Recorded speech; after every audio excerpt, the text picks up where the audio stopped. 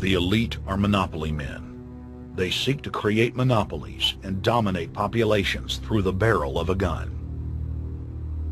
In their writings, the leadership of the New World Order has continuously heaped praise on the corrupt communist Chinese model.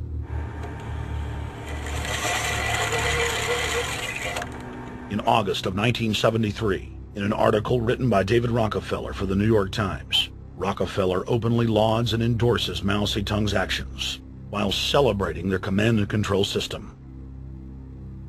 Whatever the price of the Chinese Revolution, it has obviously succeeded, not only in producing more efficient and dedicated administration, but also in fostering high morale and community of purpose.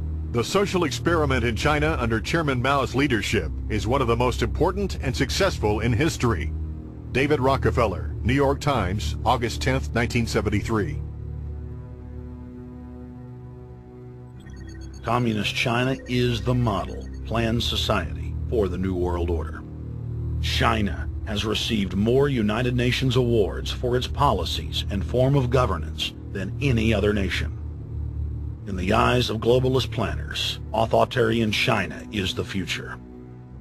China adopted the dreaded one-child policy due to lobbying from a consortium of eugenics organizations, which includes Planned Parenthood and the United Nations. Couples that have more than one child face heavy fines and imprisonment. The practice of forced abortion in China, coupled with the cultural desire to have a male child, has plunged China into a deepening crisis where there are 30 million more men than women. The Chinese police state ruthlessly crushes all forms of dissent. Underground churches, Falun Gong practitioners, striking factory workers are all sent to forced labor camps. Their blood and tissue types are cataloged in preparation for organ harvesting. The Chinese government then sells the prisoners' organs to the highest bidder on the world market. If a wealthy patient chooses to fly into China, the prisoner is killed and the organs are implanted. If the organs are being flown out of the country, a mobile execution van extracts the organs on the way to the waiting aircraft. The social engineers of China aggressively euthanize the elderly and disabled. China is merely following the globalist blueprint for the world. The same system of total dehumanization is quietly being phased in worldwide. Depopulation should be the highest priority of foreign policy towards the Third World.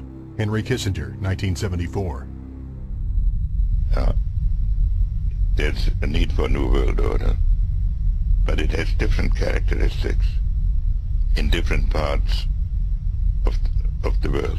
Now, none of this may succeed this time, but this to me is sort of the outline by which someday, in the next few years, a solution will emerge. Where does this mindset come from? Why do the elites kill the largest masses of people when no one is resisting them, when they've already attained total control? What ideology drives the elite psychopath? Since Plato's time 2,400 years ago, state planners have openly proclaimed their desire to control every detail of the commoner's life. From breeding programs to mass extermination of undesirables, the dark dream has continued on for millennia.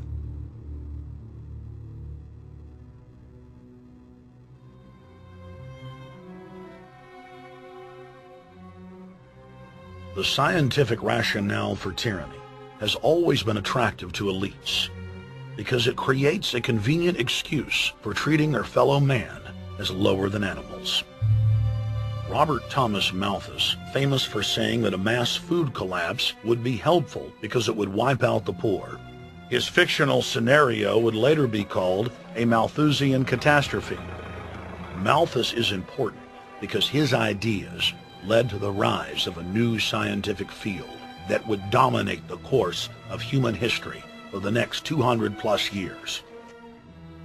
Charles Darwin, an admirer of the Malthusian catastrophe model, developed the theory of evolution, its chief tenet being the survival of the fittest. With the help of T.H. Huxley, known as Darwin's bulldog for his strong support of Darwin's theories were pushed into wide acceptance among key scientific circles throughout England and then the world. Darwin's cousin, Francis Galton, credited as the father of eugenics, saw an opportunity to advance mankind by taking the reins of Darwin's evolution theory and applied social principles to develop social Darwinism. The families Darwin, Galton, Huxley, and Wedgwood were so obsessed with their new social design theory that they pledged their families would only breed with each other. They falsely predicted that within only a few generations, they would produce supermen. The emerging pseudoscience was only codifying the practice of inbreeding, already popular within elites for millennia. The four families experiment was a disaster. Within only 2 generations of inbreeding, close to 90% of their offspring either died at birth or were seriously mentally or physically handicapped. The moneyed class of the planet, and particularly the royal families of the world, who were already obsessed with breeding and filled with a predatory disdain for the underclass, seized on the new science and began aggressively enforcing its aims worldwide.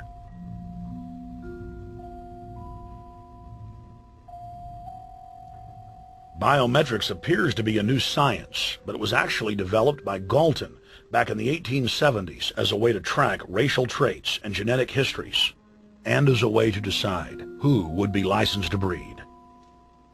In 1904, the Cold Springs Harbor Research Facility was started in the United States by eugenicist Charles Davenport with the funding of prominent robber barons Carnegie, Rockefeller, and Harriman.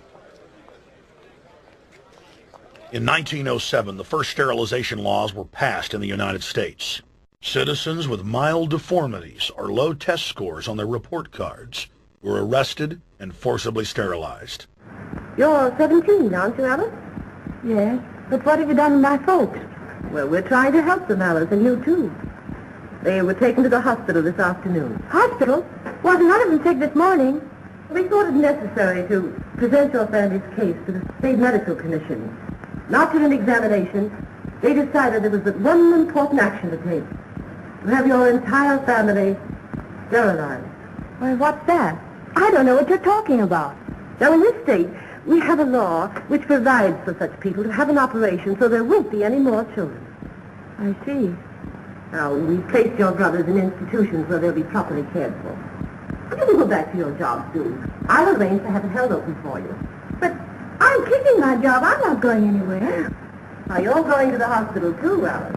And you mean they're going to stop me from having children ever? Exactly.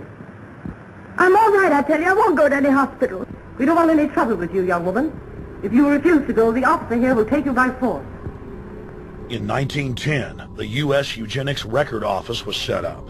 By then, the British had created the first network of social workers, expressly to serve as spies and enforcers of the eugenics race cult that was rapidly taking control of Western society.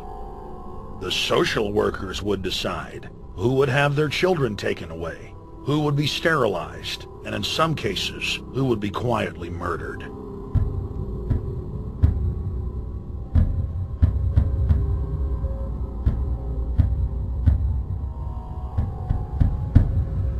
In 1911, the Rockefeller family exports eugenics to Germany by bankrolling the Kaiser Wilhelm Institute, which later would form a central pillar in the Third Reich. At the 1912 International Eugenics Conference in London, eugenics becomes an international craze and gains superstar status. The futurist and best-selling sci-fi author H.G. Wells had studied biology under top eugenicists and was spreading the new faith worldwide. In 1916, H.G. Wells' lover, Margaret Sanger, starts her promotion of eugenics in the United States. In 1923, Sanger receives massive funding from the Rockefeller family. Sanger wrote to fellow eugenicist Clarence J. Gamble that black leaders would need to be recruited to act as frontmen in sterilization programs directed against black communities. In 1924, Hitler pens Mein Kampf, or My Struggle, and credits U.S. eugenicist as his inspiration. Hitler even wrote a fan letter to American eugenicist and conservationist Madison Grant, calling his race-based book, The Passing of the Great Race, his Bible. Hitler developed the plan for mass extermination of the Jews and what he called other sub-races, as well as the handicapped, from Grant. By 1927, eugenics hit the mainstream. The so-called science was aggressively pushed through contests at schools, churches, and at state fairs. Churches competed in contests with big cash prizes to see who could best implement eugenics into